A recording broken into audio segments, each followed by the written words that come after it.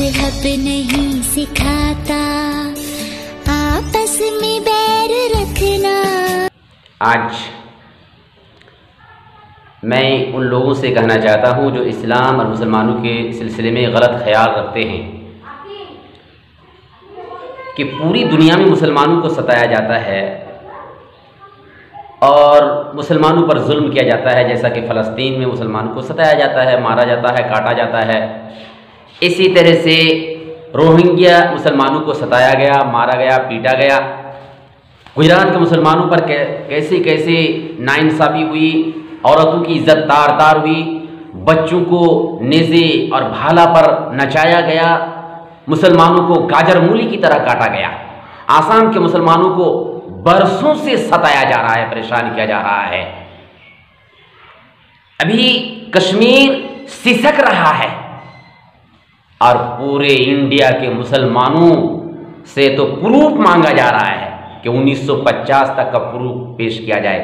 इस तरीके से मुसलमानों को सताया जा रहा है, मारा जा रहा है, काटा जा रहा है, पीटा जा रहा है, उनसे प्रूफ मांगा जा रहा है। और अफसोस की बात है कि उन्हीं को दहशतगर्द कहा जा रहा है, उन्हीं को आतंकवादी कहा जा रहा है, उन्हीं को टेररिस्ट कहा जा रहा है।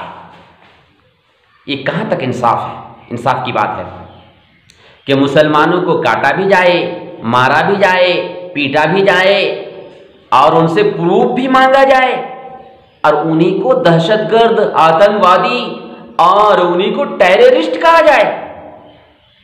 इसका क्या मतलब हो सकता है? इसके अंदर क्या राज छुपा हुआ है? अभी चंद दिन पहले, 10-15 साल पहले, मैं नदवा कॉलेज लखनऊ में जब पढ़ रहा था तो मैंने इस्लाम और आतंकवादी के सिलसिले में एक किताब का अध्ययन किया, मुताला किया, पढ़ा।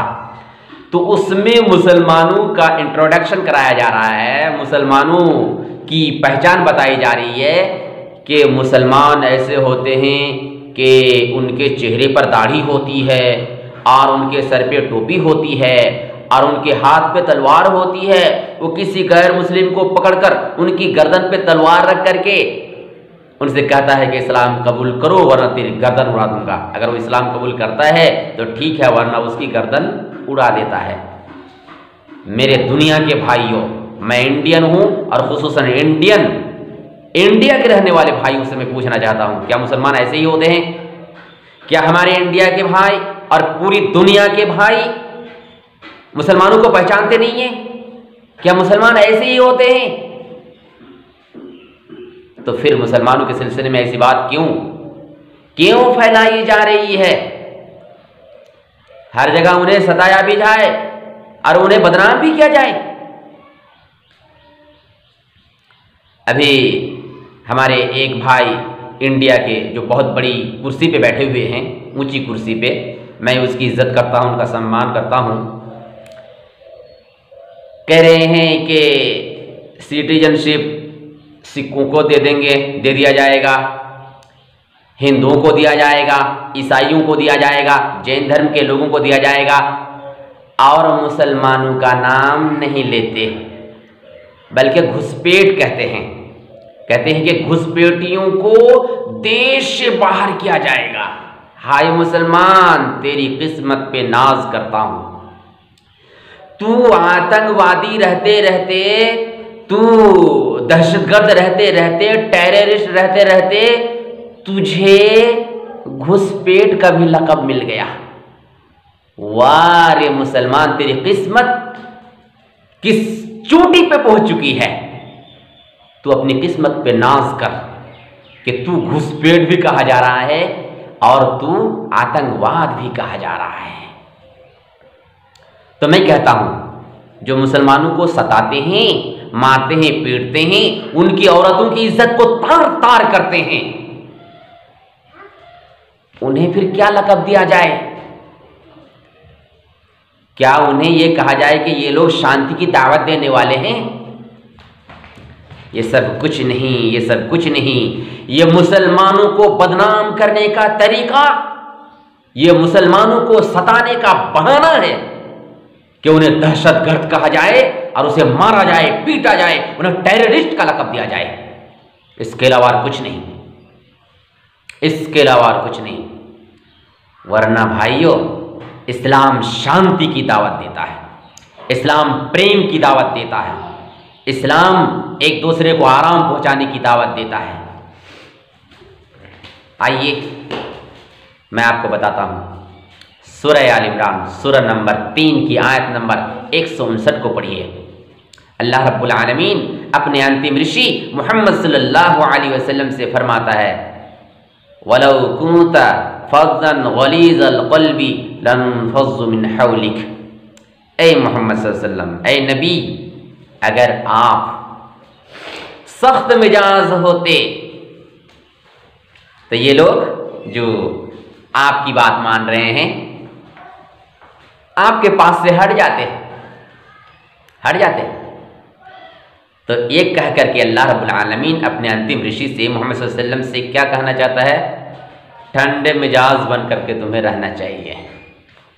इसीलिए अल्लाह के नबी सल्लल्लाहु अलैहि वसल्लम ने भी यही दावत फैलाई है, अपनी उम्मत के लोगों से क्या कहा? इरहमू मन फिल अर्दी यरहमुकुम मन फिस समा, कि जमीन वालों पर रहम करो, मेहरबानी करो, आसमान वाला तुम पर रहम करेगा। जो इस्लाम रहम बांटता है, मेहरबानी बांटता है, मेहरबानी की दावत देता है, वो फिर दहशतगर्दी की तालीम और शिक्षा कैसे दे सकता है? कैसे दे सकता है? मैं आपको बदनाम नहीं कर रहा हूँ, हिंदू धर्म को बदनाम नहीं कर रहा हूँ। मेरा भी बहुत सारे हिंदू भाइयों से उठना बैठना होता है, वो लोग मेरी इज्जत करते हैं, मेरी बहुत इज्जत करते हैं, इसलिए मैं सारे हिंदू भाइयों को बदनाम नहीं करता।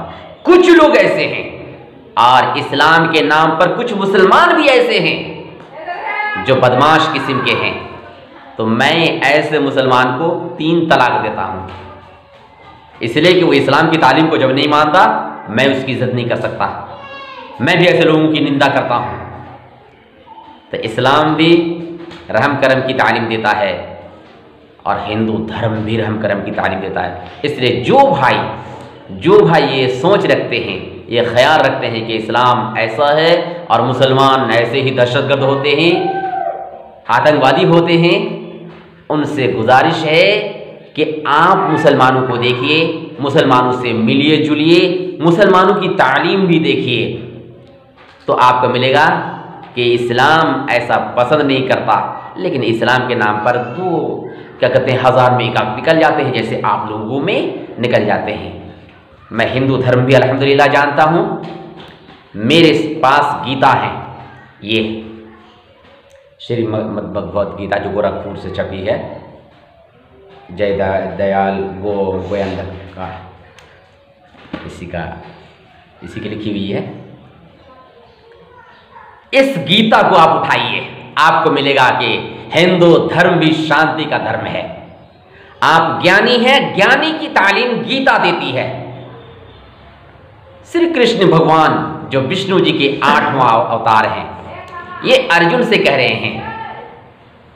गीता उठाइए, 16वां अध्याय का मंत्र नंबर 2 को आप देखिए, कितनी बेहतरीन तालीम दी गई है। मैं उस तालीम की दावत मेरे उन भाइयों को देता हूं जो इस्लाम के सिलसिले में गलत ख्याल रखते हैं। क्या तालीम देती है? उस मंत्र में है क्या? उस मंत्र में है अहिंसा सत्यम क्रोधस्त्यागा शांतिरपैशुनम दया भूतिष्वलो लुप्तवम मार्दवम हीरचापलम। इसका जो पहला पाठ है उसका 2-3 मतलब मैं बयान करके खत्म कर देता हूं अपनी बात को। इसमें यह कहा गया कि अहिंसा यानी ज्ञानी शख्स, श्री कृष्ण जी अर्जुन से कह रहे हैं कि ज्ञानी शख्स वो होता है जो किसी को भी अपनी जबान से, हाथ से या किसी भी तरीके से तकलीफ नहीं पहुंचाता।